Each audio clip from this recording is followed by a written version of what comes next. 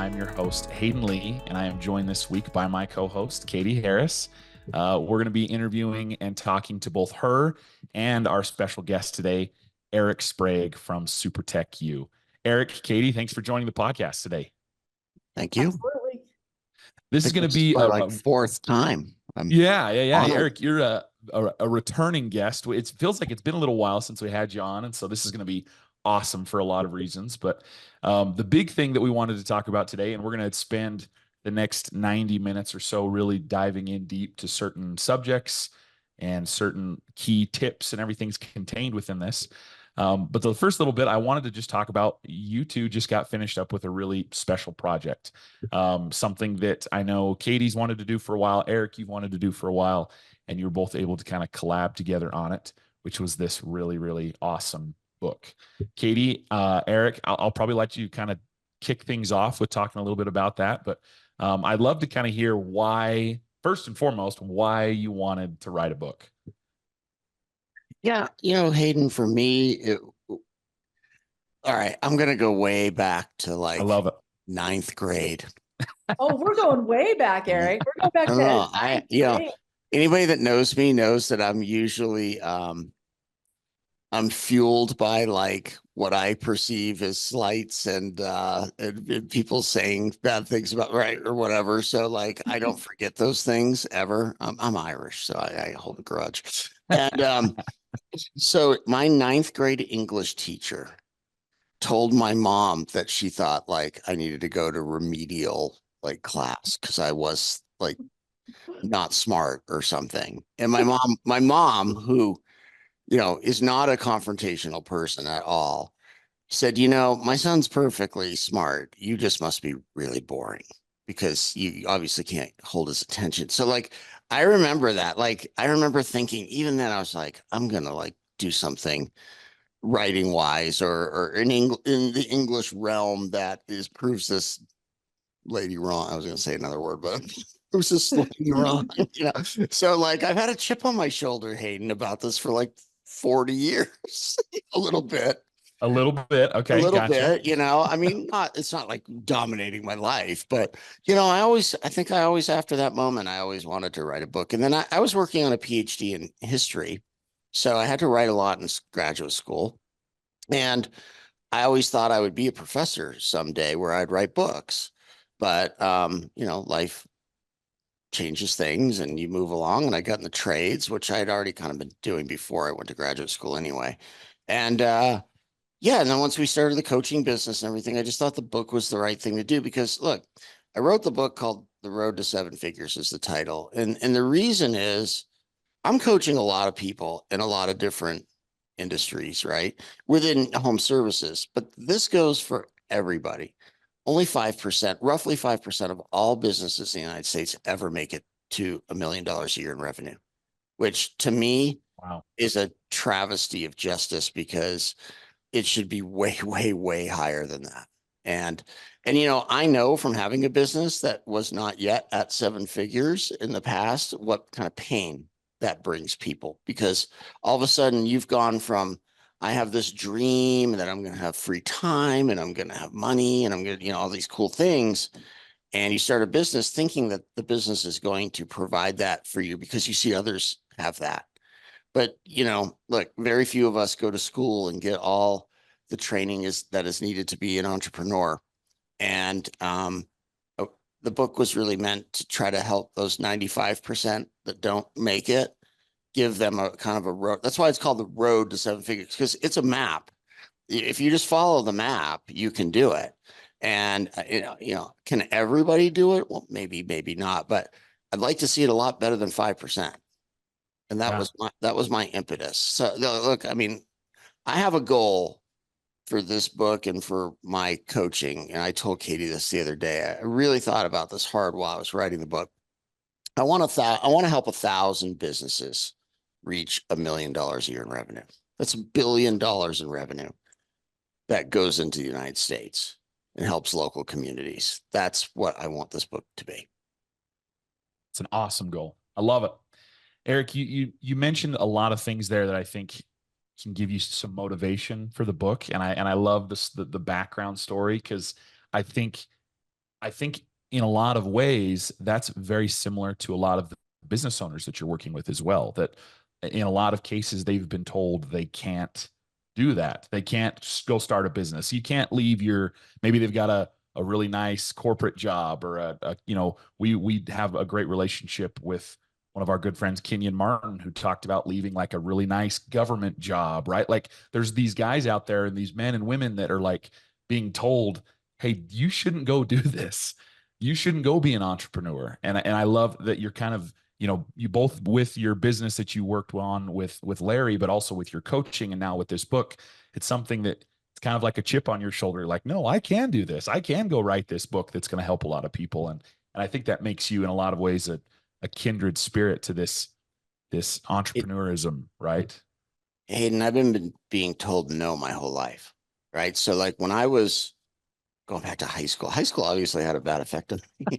But yeah, around the end of my freshman year, I wasn't doing well in school. And it wasn't that I wasn't intelligent. I was bored. Like I don't like to sit around.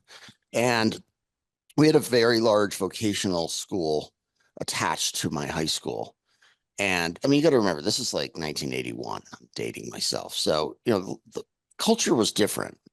And I used to look out the window and I could see them like building things, like building plenums for HVAC systems or working on cars. And I went to my guidance counselor because I was really struggling in school and I was always on the verge of losing my athletic eligibility, was the most important thing in the world. That was the driver, is you got to stay eligible. Yeah. Yeah. So you had to have a C average. We used to call it 2.0 and go. Like 2.0 and go. So I could get a 2.0. I can go. And look, I had a lot of pressure from coaches to make sure that I stayed eligible as well.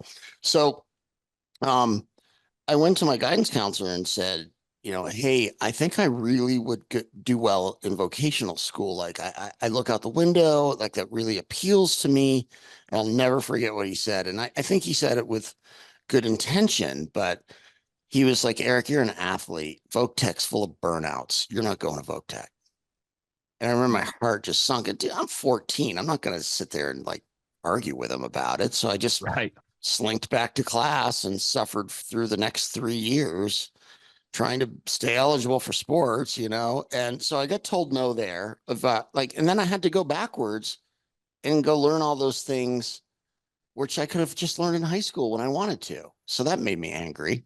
And then I had the corporate job and all these things, just like you were talking about. And I wanted to go out on my own because I'm free spirited by nature. And I just want, And everybody told me, no, don't do that. So I'm with Kenyon. Like, I get it. Yeah. Katie too. Like most of us are all there. Yeah. Katie. Oh yeah. Go ahead.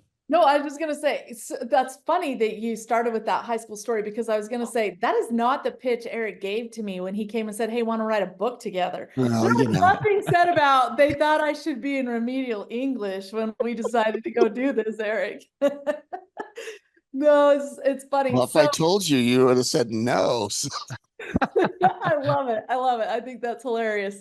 So for me, right, my background, my kind of roots are in journalism. I didn't ever really plan to start a business. I sometimes will say I'm a little bit of an accidental entrepreneur because I didn't know that was even an option for me, quite frankly. It had been never something on my radar to the point that I never had even considered it. And, but when I was in high school, I'll go back to high school with you, Eric, for a minute. I was in the weight room with the volleyball team and we were lifting weights, and now keep in mind, like, our volleyball team super sucked, right? We were not good. And we're in a small town. And I remember the sports editor walked into the weight room and my volleyball coach just jumped all over his case and was like, why don't you ever cover volleyball, and women's sports don't get, and just harping on him, right? And they're going back and forth, and I'm pretending like I'm lifting weights and I'm kind of listening in. And finally he says to her, you show me one person that knows anything about volleyball and is a halfway decent rider, and I'll start covering your volleyball.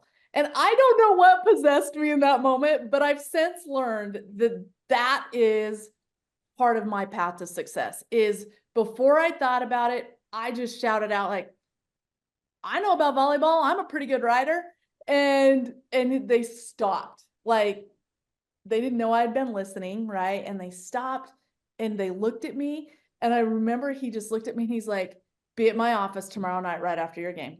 Be at the newsroom right after your game. And I was like, okay, right? And that was it. I'd never written a journalism article. I didn't even know what I had just volunteered for, other than I wanted my volleyball team to have some write-ups. But Katie, that's the entrepreneurial spirit right there. And I didn't know ready, that. Shoot, aim. Yeah. I didn't know that then, but that set me on a path that really kind of led to where we are, right? That put me, I started covering not just volleyball, but football and basketball and all sorts of sports. And then I started working in the newsroom doing paste up. And then it ended up, getting me a journalism scholarship and paid my way through college. And nobody in my family on either side of my parents' family had ever graduated from college. And so I knew that had been a goal for me to get to college. And now I found a path through journalism that I could do that. And so I was pretty far out at that point from knowing that was entrepreneurism in me, but I have since been able to go back and point to very many pivotal points in my life where I just raised my hand and was like, I can do that. And then jumped in and tried to figure it out. It's awesome. Yeah. You both mentioned, I think, what's the core piece to this book, at least I think, and there's obviously so much more that we're going to talk more about and go into like in depth, but I love the motivation for both of you, kind of your backgrounds into why maybe you did this. But I think the core piece of it that I want to make sure we have a chance to chat about here for a couple minutes is you both are super, super passionate about helping other people. Eric, you talked about your big goal was, the 1,000 businesses over, $1 million in revenue. Katie, you started a marketing agency with our vision is to elevate people and businesses. Like that's the thing that we hearken back to every single day. We talk about it every day. And so I think both of you, you came about it in different ways, but at the end of the day, you both are super, super passionate about helping people, especially people in this industry, in the home services industry, because I think it's an industry, especially maybe in the coaching and the business development sector, that's kind of been underserved, right? I feel like there's a lot of opportunity there to really help people grow their businesses. And I think that's the core piece of it, is that you both are like, hey, how can we help some people? How can we take this knowledge from all of these years of helping grow businesses? How can we take some of this and put it into practice? And that's what I feel like, again, correct me if I'm wrong, outside of maybe being told you couldn't do it, I think that's kind of a big piece of why you wrote this book and why Eric wanted to include Katie in on this. And I think that's, at the end of the day, the main motivation behind it. And I love that. I think that's what makes this book so cool. Well, I think it's one of the things that Eric and I first really connected on, right? We've known each other for a lot of years, and I think we're going on like a decade of knowing each other and working together, crossing paths in a variety of different ways. But at the end of the day, what we've come to realize is exactly what you just said. Like, we are very passionate about helping businesses, and it's something that it's more than a job to us, right? It's one of those things that's so super fulfilling. And when we started kind of connecting on that, and then he starts helping some of our clients and people, and we start helping some of his clients and people, and pretty soon we find there's this awesome synergy that can happen when people come together who share a common why. And that's probably one of the main things. Anybody that's starting a business and you're going to get on this road, right? You're going to get on this road to 7 figures, and it's going to be a grind. But at the end of the day, like, man, you've got to know that why. When you know that why and what's really fueling everything you do, the path becomes a little bit easier to walk. Yeah. Eric, any other thoughts on that? No, look, as Katie mentioned, we've known each other for, quite a long time. And, it's funny that you meet people in your life, Hayden, that you just connect with immediately, right? It doesn't happen often, but you do. And then the longer I've known Katie, like we're super similar in like many, many ways. Like we watch the same TV shows. We have to unwind the same way at the end of every day. We kind of have the same likes and dislikes a lot. So for me, it always makes working with Katie a joy because it's like I, we're similar enough that like we can like our meetings are so fast on the phone because we're just like, okay, this, boom, boom, boom, right? Where I have other people in my life where every meeting's like a grind, because it like so when I was starting to write the book, I'm like, I need my friend Katie to do this digital portion because number one, I always use Katie for all the digital, so it makes sense. Like, why would I try to write that myself or whatever? But not only that, I mentioned I played a lot of sports. I'm a team sports person. I like to work in teams. I don't like to do things by myself. Like I'm not, some people are very lone wolf. I mean, I'm independent, but like I like to do everything with a team. Like it just always feels better to me. And maybe Hayden, that's the same part of wanting to help people. Like I want to do it together. And like let's say Katie wasn't. I'm going to go out on a limb and say this book will be popular. Like I think Katie and I have done a pretty good job, right? So like if I had just written a book by myself and it was popular, that's not as fun as having somebody else that you wrote it with, and you can look at each other and go like, "We did a darn good job here," right? Like to me, there's more joy in that. So that was a big motivator for me as well. Thanks everyone for listening to another episode of the Success Elevated podcast. We are super excited for this book to drop, The Road to Seven Figures. Katie and Eric have put a bunch of work into it, and it's going to be really, really awesome. The book's coming soon, so please follow us on social media, Spot On Solutions or Super Tech University, Eric Sprague, Katie Harris. You can follow, or myself, Hayden Lee. You can follow us on social media, Facebook or LinkedIn, for updates on when the book is going to drop and when you can pre-order and all of that good stuff. If you're interested in learning more about Super Tech University or Spot On Solutions, you can also follow on social media to learn more about what we offer there. So thanks again for listening. Please subscribe across all major podcast platforms, and we look forward to hearing from you in the future.